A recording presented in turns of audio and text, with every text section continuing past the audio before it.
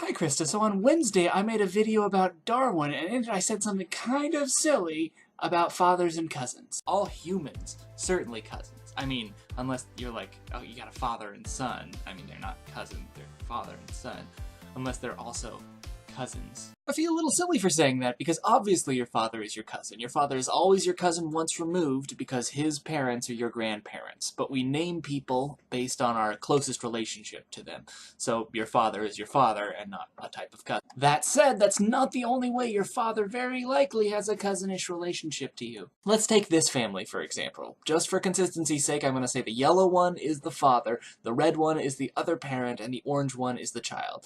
To understand the kinship relationship, we're going to have to split them up a little bit, but don't worry, no smiley face marriages were harmed in the making of this video. We're splitting them up and moving them apart so we can view their family trees. You see those two purple fellows up at the top? Those two are siblings, which means this father and this child are sixth cousins once removed. That is to say that the father's great-great-great-great-great-grandparents are the child's great-great-great-great-great-great-grandparents. That also means that the father and the other parent are fifth cousins, but that's not that unusual. This sort of cousinship is not only common, but inevitable, and not just because all humans share a common ancestor. The Roosevelts were fifth cousins, that's Franklin Delano and Eleanor, not Teddy, and most UK couples are sixth cousins or closer. The Darwins were even first cousins. Let's just assume you have none of this type of cousinship. So assume your parents have no shared relatives, and I'm going to prove to you that that's impossible. That means you have 2 parents, 4 grandparents, 2 to the 3 or 8 great-grandparents, and so on. We can find the population of every subsequent generation by using the general form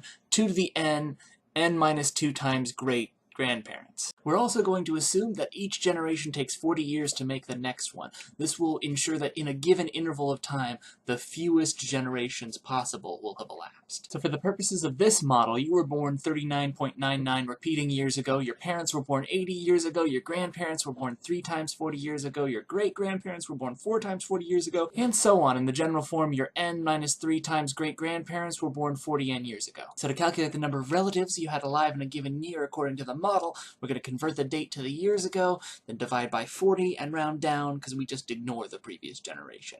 You know, everybody else does. No, it's fine. I'll just sit here in the dark. I chose 1804 as an example, which is 210 years ago. That's about 5 generations ago. So you had 2 to the 5 or 32 great-great-great-grandparents alive according to the model.